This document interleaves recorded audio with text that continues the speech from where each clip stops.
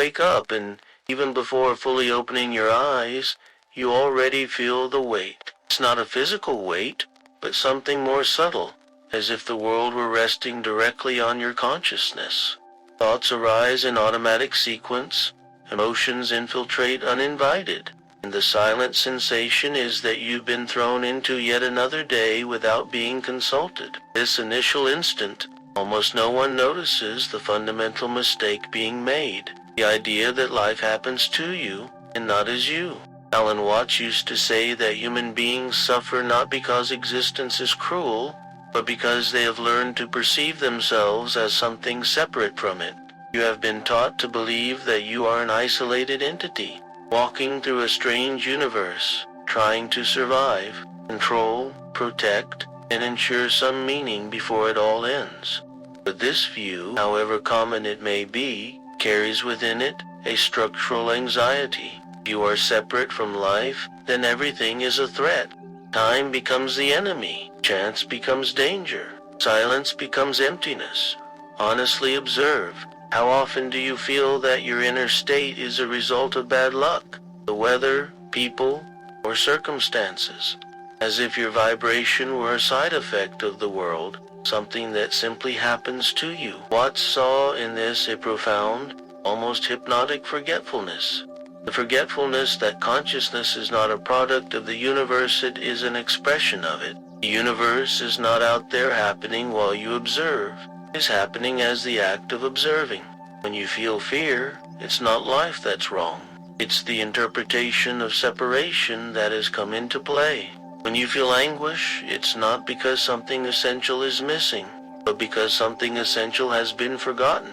And what has been forgotten is too simple to be perceived by a mind trained in complexity. There is no isolated self living inside the body, just as there is no wave separate from the ocean.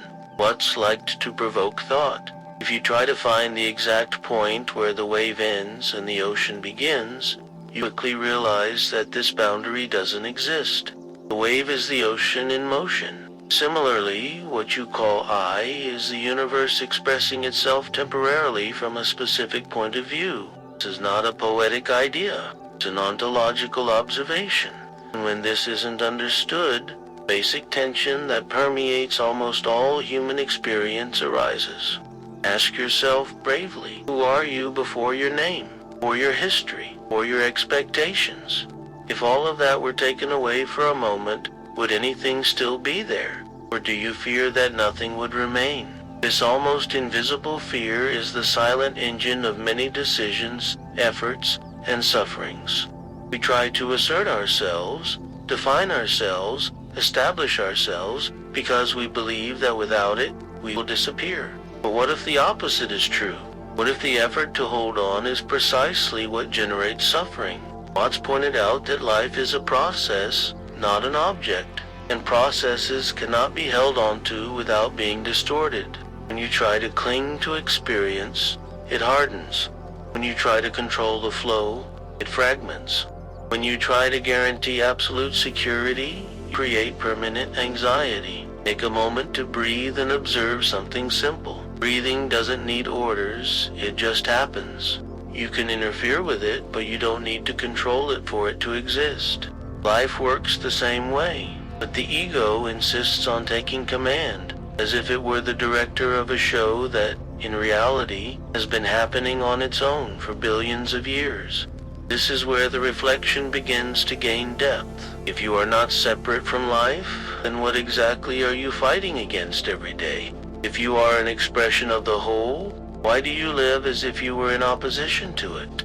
And even more unsettling, what would happen if you stopped, even for a moment, trying to defend yourself from existence? Watts didn't offer comfortable answers. He offered shifts in perception. First of these is this. Perhaps your vibration isn't low because something is wrong with you, but because you've learned to perceive yourself incorrectly. Perhaps the heaviness you feel upon waking doesn't come from the day that begins, but from the identity you carry into it. This realization, when truly felt, not just understood, creates a slight discomfort, a fissure, an awkward silence, because if this is true, then much of what you consider necessary may not be. And if this is true, the inevitable question arises, lingering in the back of the mind like an echo that has yet to find an answer. If I am not separate from life, why do I continue trying to control it? There's an almost invisible moment that repeats itself every day. You're in traffic, in line, in front of a screen, or simply trying to sleep. Something goes wrong. A delay, a missed response, a minor change to the plan, and then tension arises. Your body stiffens. Your mind races. An inner voice says, even without words, this shouldn't be happening like this. It is in this common, seemingly banal moment that the myth of control reveals its power, and also its trap. Alan Watts observed that modern humans live like nervous managers of their own universe, trying to predict, adjust, correct, and ensure that reality behaves according to carefully constructed expectations. But this impulse doesn't stem from wisdom. It stems from fear. Fear of losing their footing. Fear of not knowing. Fear of realizing that life doesn't ask permission before moving. From an early age, you were taught to believe that security comes from control. Plan, organize, anticipate, calculate, and all of this has its practical use. The problem begins when this logic transcends the world of actions and invades the territory of existence. When you start to believe that you need to control feelings, people, results, futures, and you begin to treat life as a fragile mechanism that can break if you relax for a second. Watts saw this as a fundamental confusion. Controlling a car is sensible, controlling the flow of life is illusory, yet we persist. We try to control time, and we suffer from anxiety. We try to control relationships, and we suffer from frustration. We try to control who we are, and we suffer from guilt and fear of making mistakes. The more we try to hold on, the more experience slips through our fingers, and then we squeeze harder, without realizing that it is this grip that generates pain. Imagine someone trying to hold water still in their hands. The more force they apply, the faster it slips away. Life responds in the same way. It is continuous movement, constant transformation. When you try to freeze it, you create resistance. And resistance is the technical name for suffering. Watts used to provocatively say that the ego behaves like a false command center, believes it's in control, but in reality, it's constantly reacting. It reacts to the fear of losing, the desire to win, to the idea of failure. This controlling self lives in a state of permanent alert, as if something is always about to go wrong. And living like that is exhausting, not because life is burdensome, but because the effort to control it consumes too much energy. Perhaps you recognize this in small, everyday gestures. The difficulty in accepting changes of plans, the irritation when someone doesn't act as expected, the anxiety in the face of uncertainty, the need for immediate answers. All of these are attempts to reaffirm a sense of control that is never complete, because deep down, absolute control is never achieved. And until it arrives, the mind remains restless. Here emerges a subtle, almost disconcerting twist. What if letting go of control wasn't about losing power, but regaining it? Watts suggested that true power lies not in steering the river, but in knowing how to swim in it. Trust doesn't mean crossing your arms. It means recognizing that you are part of a larger process, too intelligent to be managed from a single point of view. Observe nature. No tree strives to grow. No river wonders if it will reach the sea. There is an implicit trust in movement. Humankind, however, has learned to distrust the flow. It has learned to position itself as a stranger in its own world, and it is this posture that generates the constant feeling of threats. You relax the urge to control, and for a moment, something unexpected happens. The body responds first. Breathing deepens. Shoulders slump. The mind slows down. Not because everything has been resolved, but because the internal war has temporarily ceased. This moment is often frightening. Silence frightens those who live in a state of vigilance, but it is in this silence that something essential begins to reveal itself. Watts didn't call it surrender, but alignment. Aligning with the flow isn't giving up on life, it's ceasing to resist it. It's realizing that you're not facing the current, but within it, and that fighting against the movement doesn't keep you safe, tired. Perhaps the most unsettling question isn't how to better control life, but why there's so much fear in letting it go. What exactly do you believe would happen if you relaxed? That everything would fall apart? That you would lose something essential? Or is it that, deep down, you fear discovering that life knows how to move on without your orders? This question doesn't demand an immediate answer, it demands space. Because by allowing it to resonate, something begins to shift. And this shift prepares the ground for an even deeper understanding, one that involves not only control over events, but something even more intimate. The energy you absorb from the world without realizing it. There is a silent drain that is rarely noticed because it happens while you believe you are simply living. You enter an environment and, without anything explicit occurring, you leave different from how you entered. Heavier, more confused, more tired. There was no discussion, no direct conflict, and yet something was sucked away. Alan Watts would point to this as one of the great deceptions of modern human sensibility, confusing openness with the absence of boundaries. From an early age, you learn that being sensitive is a virtue, that feeling for others is a sign of empathy, that carrying the pain of others is proof of humanity. But almost no one taught you the difference between perceiving and absorbing, between understanding and incorporating. The result is a consciousness constantly traversed by emotions that were not born within it, fears that are not yours, anxieties that do not originate from your direct experience, sadness inherited from conversations, news, facial expressions, tones of voice. How many times have you tried to resolve feelings that didn't even begin within you? How many times have you believed you were in crisis when, in reality, you were simply too attuned to the noise around you? Watts said that the human mind is like an old radio, always searching for signals. The problem arises when you don't realize you can choose the station. Most people live with the volume at maximum, up everything indiscriminately. A colleague's mood alters your day. The tension of an environment invades your body. The frustration of someone close to you becomes an internal burden. And little by little, you lose touch with your own center. There's something almost hypnotic about it, because the more you absorb it, the more you believe it's you. The emotion enters, settles in, soon receives a name. My tiredness, my anxiety, my discouragement. But Watts would ask, how are you so sure that this belongs to you? Where exactly did this emotion begin? At what moment was it born within you and not just picked up along the way? What if much of what you call an emotional state is just transit, passage, an unrecognized flow? This confusion opens the door to something even deeper, stories. Because the mind cannot tolerate emotions without explanation. It needs to organize, narrate, justify.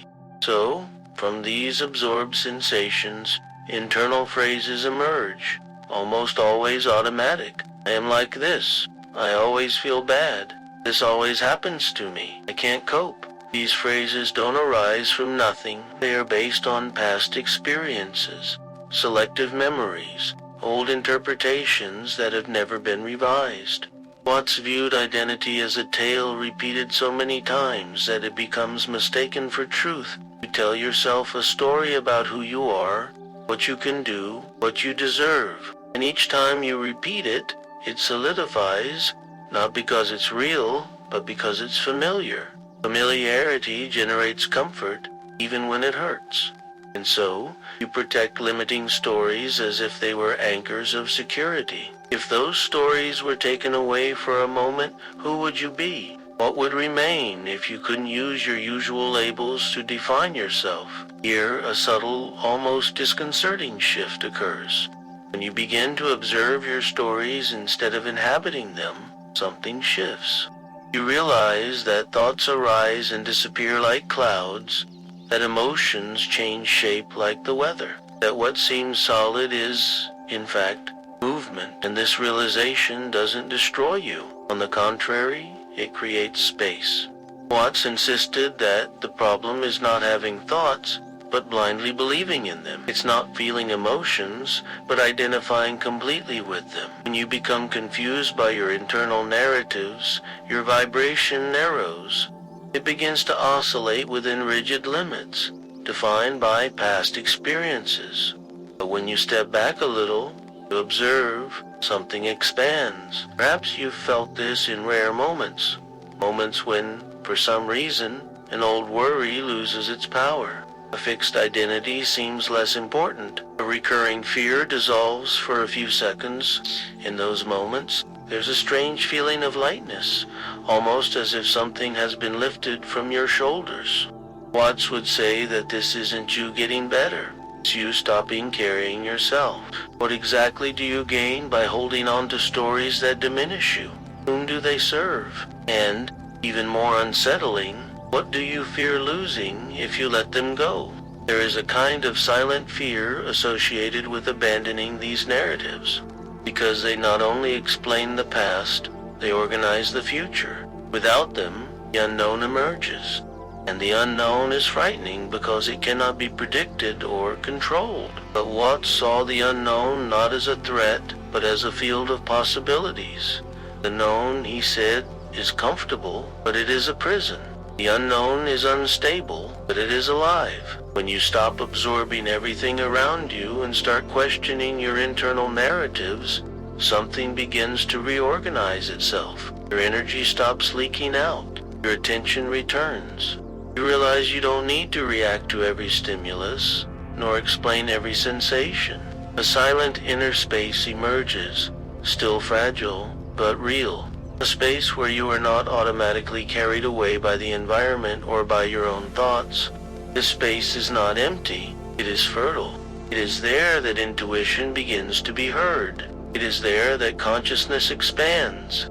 And it is precisely this space that will be put to the test when you encounter something even heavier than absorbed emotions or limiting stories. The attachment to old pains, kept alive not out of necessity, but out of habit. And when that layer is touched, the transformation will cease to be merely subtle, will become inevitable. There is a curious phenomenon documented by neuroscience. The human brain reacts to an intense emotional memory almost in the same way it reacts to the actual event. In imaging exams, the areas activated when recalling a betrayal, a loss, or a humiliation are practically identical to those activated at the moment it first happened. The body doesn't know that time has passed. For it, the past can be now. Alan Watts used this observation to point out a disturbing paradox. Much of human suffering comes not from what happens, but from what continues to happen inside. Think about how many times you've mentally relived an old scene, a dialogue that could have been different, an injustice that was never righted, a word that stuck in your throat. These scenes return with rich detail, as if demanding something from you. Each repetition seems to reinforce the feeling of identity. This happened to me, says who I am. But Watts provoked a disconcerting question. Who is this I that keeps returning to the same point, if the moment no longer exists? There are striking clinical reports of people who developed severe physical symptoms linked to old resentments, chronic pain without a clear organic cause, persistent fatigue, muscle tension located precisely in regions associated with significant emotional episodes.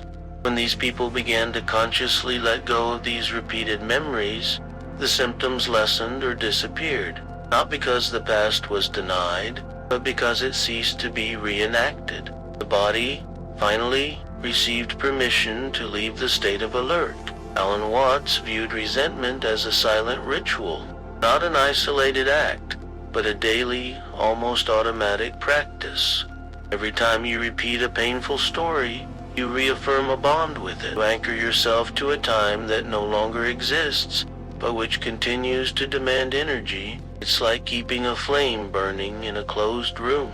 The fire doesn't go out, but the air becomes unbreathable.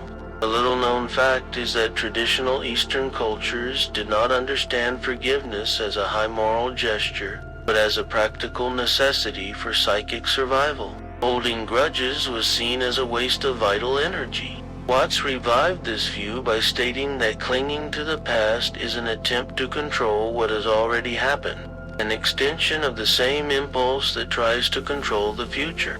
In both cases, the result is tension. Imagine someone who carries a heavy suitcase for years, even after the trip is over. When questioned, they reply that they can't let go of it because what's inside defines who they are. That suitcase is resentment. It shapes identity, but also limits movement. Without realizing it, you organize decisions, reactions, and expectations based on it. The past begins to dictate the present, and the present loses vitality. There's something improbable, almost ironic, about all of this. Many people believe that keeping the pain alive is a form of justice, of protection, of not allowing something to be forgotten. But Watts completely reversed this logic. For him, resentment doesn't punish the one who hurt. It imprisons the one who harbors it. The other person went on living. The event ended, but you remain there, repeating, sustaining, living. Psychological experiments, people who were asked to repeatedly recount traumatic events without any kind of reinterpretation showed increased stress and anxiety over time. Those who learned to observe these memories without identifying with them showed a significant reduction in these levels. There was no forgetting. There was a change in relationship. Watts would call this a displacement of consciousness. Forgiving this context doesn't mean saying that what happened was acceptable. It's recognizing that insisting on reliving it doesn't bring reparation, it only prolongs the impact. It's realizing that life doesn't move backward, that trying to pull it in that direction creates friction. When you let go of the past, something strange happens. The present gains density. Sounds become clearer. Colors seem more vivid. The body relaxes for no apparent reason. Watts said that psychological time is a construct of the mind, and that liberation begins when you stop visiting the past daily. This doesn't require Herculean effort. It requires attention. It requires noticing the exact moment the memory arises and choosing not to follow it. Not fighting it, but not feeding it. Like someone watching a train pass by without getting on. This simple, repeated gesture produces a cumulative effect. The energy previously trapped in old cycles begins to redistribute itself. You feel more whole not because something has been added, but because something has stopped being drained. And it is at this point that an unexpected sensation arises. Almost uncomfortable for those who have lived for a long time trapped in pain, lightness. But this lightness doesn't come without a challenge. Because by letting go of the past, you get closer to something many avoid their entire lives. Responsibility for the present. Without the anchor of old pain, without the justification of resentment, an open space emerges. A space where there are no more ready-made excuses, nor fixed narratives. And it is in this space, still little explored, that you will be confronted with the most delicate question of all. Who are you when you are not protecting yourself from being seen? There is a decisive moment that is almost never perceived as such. It doesn't happen in big choices or dramatic events. It happens in small, seemingly irrelevant moments. Feel like saying something and don't. When you want to act one way and act another. When you know who you are, but choose who is expected of you. It is at this silent point that the greatest rupture occurs. You distance yourself from yourself to maintain a sense of security. Alan Watts said that society functions like a carefully rehearsed stage. From an early age, we learn which gestures are acceptable, which opinions are safe, which desires should be hidden. The problem isn't learning to coexist. Problem is forgetting that we are acting. When that happens, the role ceases to be something we wear and becomes something we believe ourselves to be. And then the deepest fear of all arises, the fear of being seen without the costume. This fear doesn't appear explicitly. It disguises itself as prudence, maturity, responsibility. Tell yourself it's not the right time, that it's better to avoid conflict, that you need to adapt, and, little by little, press entire parts of who you are. Ideas are shelved, intuitions are ignored, creative impulses are silenced, not because they are wrong, but because they are unpredictable, and the unpredictable threatens the constructed image. There are curious studies showing that people who live for long periods in disharmony with their feelings exhibit higher levels of baseline stress, even when they believe they are doing well. The body registers it senses when there is a misalignment between what is experienced internally and what is expressed externally. Watts would say that this tension is vibrational. It's like playing two notes that don't harmonize. Sound isn't false, but it's unsettling. Think about how many times you've molded yourself to fit in. How many environments do you adjust your tone of voice, posture, and opinions, just to avoid standing out? It seems small, but it has a cumulative effect. Each adjustment is an expenditure of energy. Each mask requires maintenance. The more masks you wear, the less of you remains. At some point, a weariness arises that is difficult to explain. It's not physical, it's existential. Here, an important twist occurs. Many believe that hiding who they are is a form of protection. But Watts reversed this logic. For him, true vulnerability lies not in showing oneself, but in living fragmented, because what is repressed does not disappear. It manifests as anxiety, irritation without a clear cause, a feeling of emptiness, or a strange impression of living someone else's life. There is an even more subtle fear behind all of this. It's not just the fear of judgment, it's the fear of one's own power. Being authentic doesn't just mean risking rejection. It means risking discovering who you really are. That's scary, because the unknown is always scary. Watts reminded us that we prefer a familiar prison to an uncertain freedom. Even if the prison hurts, it's known. In accounts from people who have gone through profound life changes, there's a curious pattern. Many describe a specific moment when they decided to stop hiding, not because they felt ready, but because they could no longer bear the charade, and almost all report the same paradox. The initial fear was intense, but brief. Relief came soon after, as if something had finally been put in its place. Being yourself isn't a grand act. It doesn't require speeches or dramatic ruptures. It begins with small decisions. Saying no when your body says no. Remaining silent when there's no truth in what would be said. Speaking when silence is merely fear. Each of these gestures creates coherence. Coherence generates inner stability. The vibration rises not through effort, but through alignment. Watts insisted that authenticity is not a moral quality, but a natural state. A tree doesn't try to be another tree. A river doesn't compare itself to another river. Only human beings distance themselves from themselves to the point of needing to remember who they are. When you stop running from your own expression, something reorganizes itself. Energy expenditure decreases. Mind clears. The body responds with a strange feeling of return. But here's the biggest point of tension. When you start being authentic, the world reacts. Not always with approval. Some people distance themselves. Others are bothered. Systems based on predictability don't like those who change their tunes. And it's at this point that many back down. Not because they don't know who they are, but because they fear the social cost of it. The inevitable question arises with full force. How much does it cost to remain hidden? How much does it actually cost to be seen? Watts wasn't speaking for anyone. He was simply reminding us that every choice has a price. The difference is that the price of inauthenticity is paid daily, small, invisible installments. And when you realize it, you've already given away years of your own life trying to maintain an acceptable version of yourself. It is precisely at this threshold that something begins to resolve itself, because by accepting who you are, you not only free yourself from external fear, but you also free yourself from internal division. And when that division falls away, something unexpected happens. The energy previously spent on maintenance becomes available for living, for creating, for perceiving. This movement does not end the journey. It prepares the ground for something even broader, where everything that has been released finally begins to integrate. Getting here wasn't an intellectual exercise.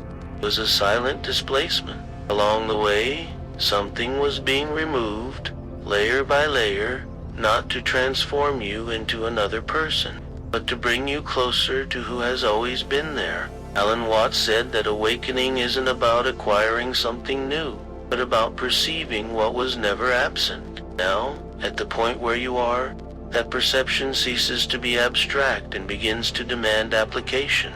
Observe what has changed as you've been on this journey. Perhaps an idea has lost its force. Perhaps an old tension has eased. Perhaps you've felt a discomfort that's hard to name. All of this is a sign of reorganization. When old patterns fall, the internal system needs to readjust. And this adjustment doesn't happen in the future. It begins with the next gesture, the next choice, the next choice, the next moment when you could act automatically, but choose to be present. Practice begins simply. When the urge to control arises, stop for a second, not to fight it, but to acknowledge it. Ask yourself if it truly requires control or simply trust. When you notice emotions overwhelm you, observe them before assuming they are yours. Not everything you feel needs to be carried. Some things just need to be noticed and allowed to pass.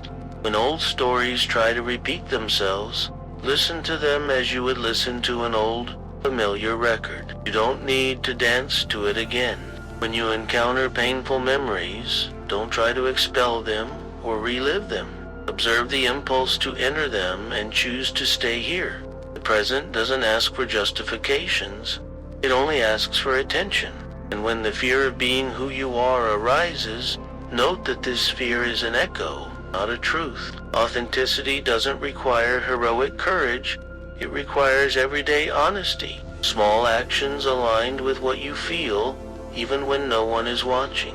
Watts reminded us that living at a high vibration is not about being euphoric, nor is it about being detached from reality. It's about living without unnecessary friction. It's about acting without carrying burdens that no longer serve you. It's about allowing life to flow through you instead of trying to push it in fixed directions. When this happens, something curious emerges. You no longer need to prove yourself. You don't need to defend yourself all the time. You don't need to maintain personas. The energy previously spent on resistance transforms into presence. The practical application of this lies not in complex rituals, but in continuous attention. Attention to the body, which always signals when there is misalignment. Attention to thoughts, which reveal when you have become confused again by stories. Attention to small choices, where transformation truly happens.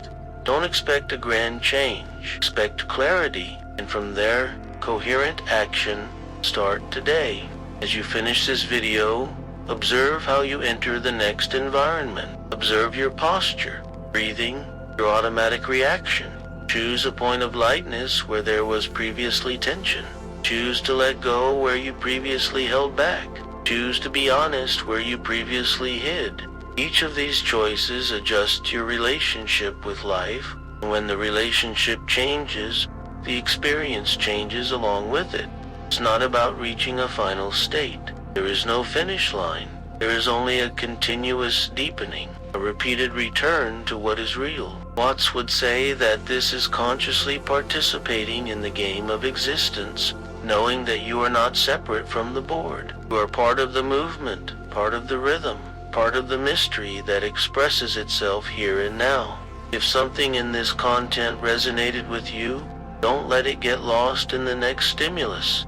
Bring it into your body. Bring it into your daily life. And if you feel like it, share in the comments what impacted you the most. even if you prefer to do it anonymously. Liking the video helps the channel reach more people who might be ready for this same shift. Subscribe to continue this journey with us. Sometimes all someone needs to start changing is to know they're not alone in the process. And now, move on. Not trying to become a better person, but allowing yourself to be whole. That's more than enough.